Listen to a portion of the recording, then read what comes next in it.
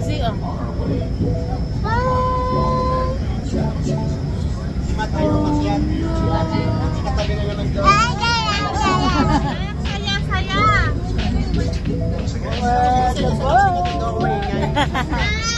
Hi guys! Hi vlog! Hi vlog! So, nasa loob na kami ng Magic Kingdom nito. Natapos na kami sa line. Napakahaba ng pila kaya hindi na ako nakapag-video. Pero ito talaga yung main entrance ng Disneyland. So, right after ng mga booth na wherein kung may Apple ka, pwedeng scan mo na lang yung app. Pero kung wala naman, bibigyan ka nila ng card. Yung mga card na yun yung gagamitin mo if naka-Genie Pass ka. Yung Genie Pass, yun yung parang speed lane, kumbaga, yung fast lane. Kaso may bayad. Around $50 to $59 yata. Tapos, pero worth it naman, sabi ng mga kaibigan ko. Hindi lang kami nag-avail kasi bata pa si Z, 2 years old pa lang. Seryoso pa. Ito yung main avenue nila. Andyan yung mga kapihan, yung mga stores, mga souvenir shops. Andyan dyan. Hindi ko lang alam kung anong tawag dyan mismo Nawala na kasi yung map. Yan. Tapos, pagpasok mo, makikita mo kagad yung castle. Ang ganda. So, magical talaga. Nung nagpunta pala kami, fall season, parang October 28 or 29 yata kami nag-Disneyland. So, yung decorations nila is puro pang fall, mga shades of orange, tapos yung ang cute lang kasi yung mga nakalagay sa lamppost, mga carvings ni Mickey Mouse. So, nakakatuwa talaga siya. Siguro mas magical kung pupunta dito ng around December. Yung mailaw talaga, puro Christmas lights. Tapos, malamig yung panahon. This time kasi, sobrang init. Ang daming tao. Imagine, weekday to. Monday na Monday yata to. Pero ang dami pa ring tao. So, medyo maingay din talaga.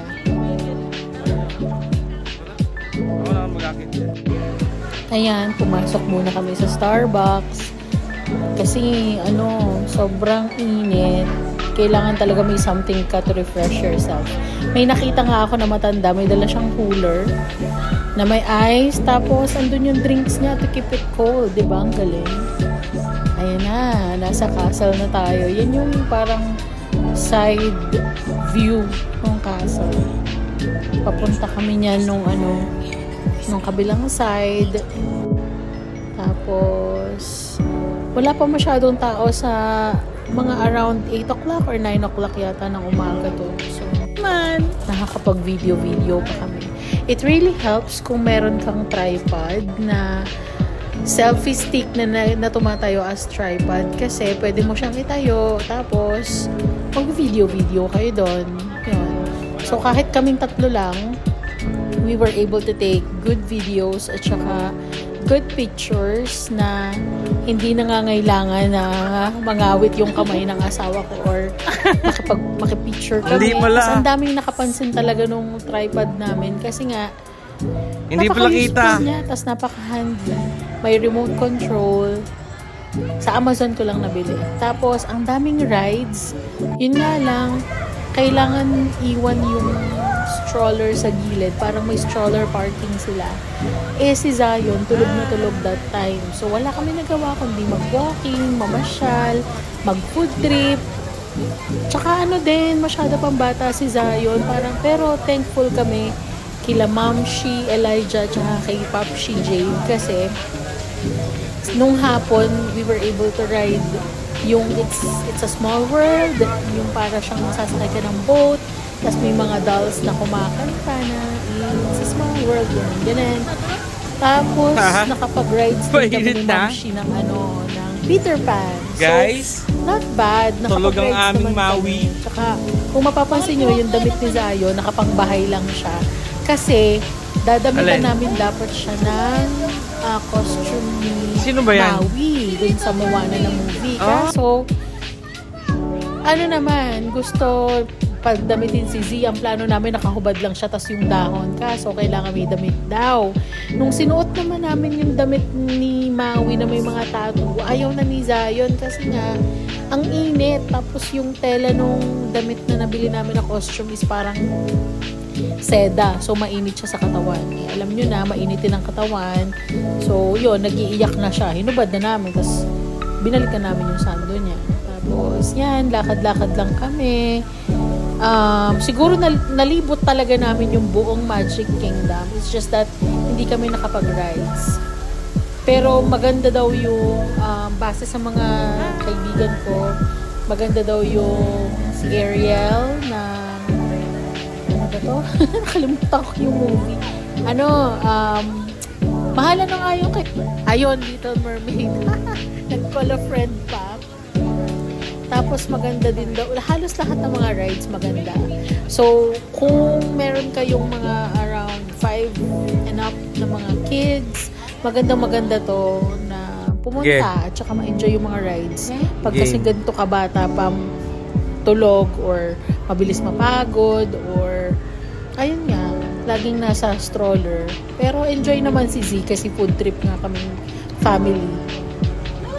Ang ganda lang maalala na, alam mo yun, may movie kami, may video kami na babalik-balikan to remind us na dreams do come true. Imagine, naalala ko. Kanan mahal. Medyo teary-eyed nga ako eh.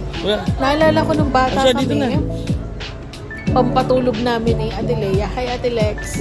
Lagi niya sinasabi sa akin na, Karen, tulog ka na kasi bukas pupunta tayo ng Disneyland. Sasakay tayo ng mga rides, ng Ferris wheel, ng mga madaan dun si Mickey Mouse, si Minnie Mouse. Sinasabi niya sa amin nun. Tutulog naman na talaga ako kasi nga excited. So yun, parang naiiyak lang ako na parang, oh my gosh, this is it. Andito na kami. Yung mga kinukwento sa akin nung bata ako, eto na, dito na kami. Okay.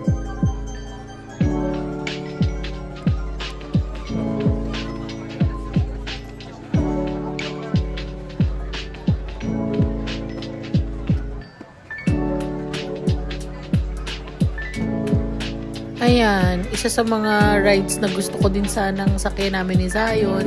Kaso, baka matakot siya kasi, umiikot-ikot siya. Tsaka that time, tulog siya. Kaya yan, tulak-tulak ko lang siya. Si Matt ang nag-video. Tapos, yan, walking around. Naghahanap kami ng masarap na food. At the same time, ini-enjoy namin yung mga colors at yung mga design ng mga buildings, ng mga bahay-bahay, ng castle. Hindi ko lang ma-sure kung anong mga movie to na Disney, pero magaganda siya eh. Parang mga scenes sa mga movies na nila, yung mga Enchanted. Yan. Wala na ako masabi. Yan. Tapos, yan, Peter Pan. Super worth it naman yung rides na yan.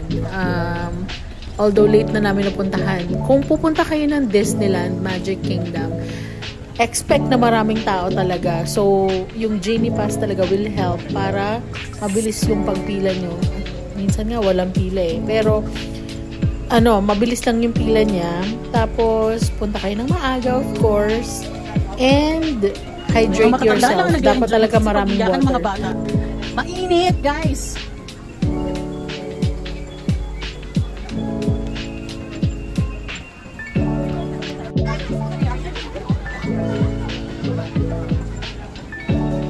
Hi! Say hi! Hi, Mas Maui. Nagpapalaki. Malay. Ano yan? Di baterya yan? Alin? Asan? Nato ka eh.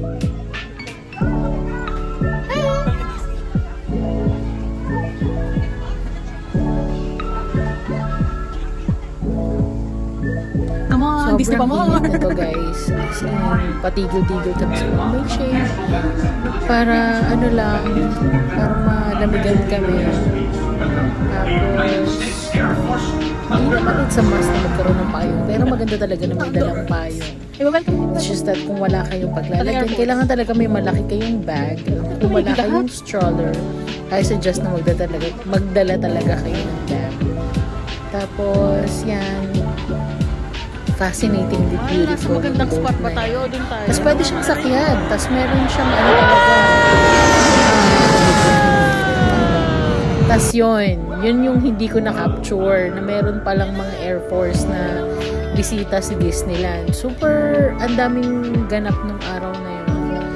Tapos sabi ko kay Matt, mag-intay pa kami kasi feeling ko meron pang another video or dadaan ulit sila. Which, totoo nga, dumaan ulit sila. Ayan, makikita nyo sa video. Nice. Diba? Ang galing. Medyo naiyak pa ako niyan kasi nga, wala lang, parang dun ko na-realize na, ay, nasa Disneyland na nga kami. Lakad na. Kahiwa-hiwalay kami. Bale, naging 3 groups kami. So, to update ourselves, nag-video call na lang kami sa isa't isa. Mahal, parang may lagoon dun sa gitna. Doon tayo dumaan. Yes, may lagoon po sa gitna. So, meron ding ferry. Sayang nga lang, hindi kami makasakay kasi nga tulog si Zion. So, hindi pwedeng stroller eh. Pero hindi na namin din tinanong kung pwede talaga.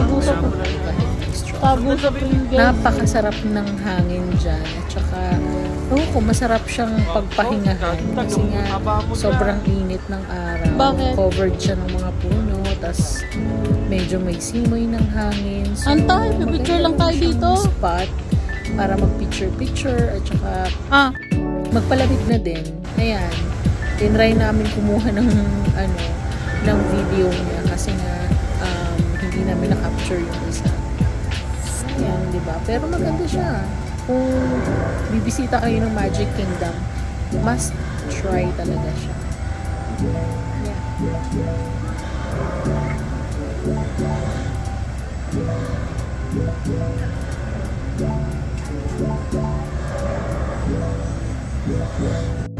So, ayan, lakad-lakad na ulit. Naghahanap kami ng pwedeng kainan. Alam mo yun, yung totoong food. Yung may rice, or kahit pansit, or Italian food. Pero I found out na mas madaling umorder ng food kesa sa pumila. So, we decided to order the food online sa app nila. And then, pagdating namin dun sa restaurant, nakaprepare na siya. Pumila lang ako to get the meal itself kasi tapos ibibigay mo lang yung parang yung code number tapos sila na yung bahala. Ayan, dito binigyan ng stickers, natuwang-tuwa siya, pakanta-kanta pa siya.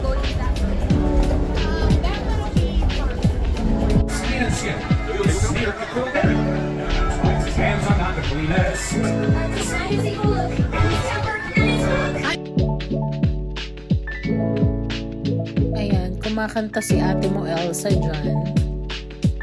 Kaso tinanggal ko yung music kasi baka makapiright tayo.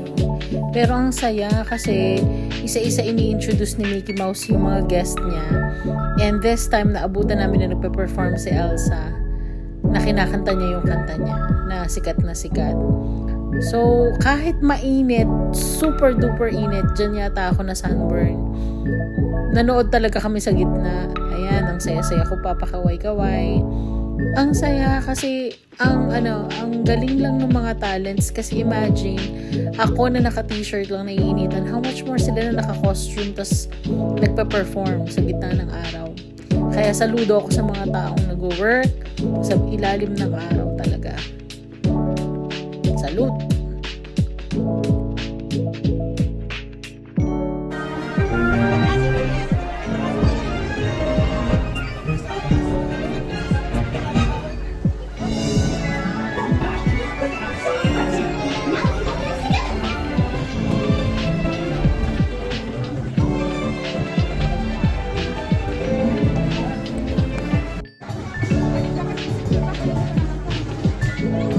Ayan, sa pagkakataong yan, wala na akong magawa. Wala lang, gusto ko ko lang magkaroon ng mas marami pang memories with the castle. Ang saya lang ng feeling ko nandyan ka. So, lahat. Sige, post, video, lahat na.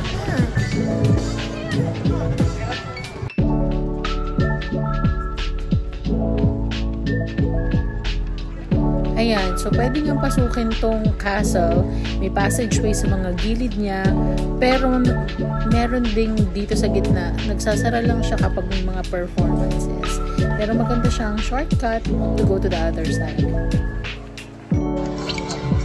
Ayan, kain-kain. Ice cream. Ayan, since wala na nga kami magawa, hindi kami makapag-rides. Sumakay na lang kami ng bus na double-decker around Disneyland. So, ang saya, iniwan lang namin yung stroller sa gilid. Tapos, ayun, sumakay lang kami nitong double-decker, which has a great view kasi makikita mo yung medyo mataas ka nga kasi. So, makikita mo yung mga bagay na hindi mo nakikita na within eye level. So, Wala tayong importante doon, no? Inilibot niya kami, tapos nag-worry kami kasi paano kami babalik, medyo malayo, super init, parang, tas walang stroller, ayaw maglakad ni Totoy minsan kasi nga mainit. So we're wondering, nako, paano na to, bubuhatin siya ni Matt ng matagal, tas ang init. Ayun. Buti na lang, pagdating namin dyan sa pinaka, I don't know, epicenter or sentro ng Disneyland, may naghihintay naman na napaka-cute na vintage car na ang ruta naman niya is papunta dun sa sinakyan namin. So, diba, amazing, para lang kami nag-round trip. So, sa mga mommies and daddies na may mga baby pa or younger kids, madami naman talagang pwedeng gawin sa Disneyland Magic Kingdom kahit na naka-stroller pa yung mga anak nyo or kahit na super baby pa nila. Kasi nga, it's a matter of timing na yung mga ganyan. Ayan, nakasakay na kami dyan sa parang vintage na car. Tahimik lang si Z kasi ang init. Hindi siya masyadong magaslaw. Hindi siya masyadong umingiti kasi nga yung mag-ama ko ayaw nila ng mainit. Gusto nila malamig. Ayan, palakwento si ate. Taga Florida siya. Good, except it's too hot. We're going our way back sa sinakyan namin. Well, we live in North Dakota, so it's too hot. So we have North Dakota. Where else do I have my friends from? Florida. What part of Florida? Huh? Leesburg, an hour away. Okay. Good for you. Have to drive through Leesburg to get to the villages. Ayan, yan yung part na masaya pa si Tutoy kasi nga malamig kasi nakahubad siya. Tapos nakamawi na siya na costume, halos lahat ng tao nakatingin sa kanya, gustong magpa-picture kay Z. Kaso may dalawang ate doon na akala yata lalaki, akala yata babae si Zay doon at sinabihan na mag-dress up daw si Zay. Ayan, wala na siya sa mood. Iinis na siya kasi ang init-init niya ng costume. Kaya wala. Na kami, pack up. Balik na ulit sa pambahay niyang damit. But we enjoyed. Masaya naman. Wala na sa mood. Trying to capture memories. Picture na lang. Okay, mami. Thank you, mami. May ice cream kumapit na ba? At yan na nga yung highlight ng Disneyland namin. Super ganda ng pailaw nila and fireworks at around 8 p.m. ata or 9 p.m. So, napakaganda talaga. Colorful. Maiiyak ka talaga kasi parang ipaparealize sa'yo ni Disney na everything can come true. Basta maniwala ka lang when you believe, sabi nga nila. Tapos, maraming makaka-relate ka talaga sa mga songs na kailangan mong maging brave, kailangan mong umasa sa pero maniwala sa mga dreams mo nung bata ka na pwede mo siyang balikan. Ano nga ba yung pangarap mo nung bata ka na pa rin matupad hanggang ngayon? Or ano nga ba yung pangarap mo na nakalimutan mo na sa dami ng responsibilidad mo sa buhay? Ano nga ba yung pangarap mo na bata ka, na simple lang naman, pwede mong balikan at pwede mong gawin matanda ka na. And it's never too late. May mga pangarap tayo ng bata tayo na pwede pa rin natin na-enjoy at gawin kahit matanda na tayo. Yun na, parang naparealize lang sa akin ng moment na to na, shucks, everything is possible.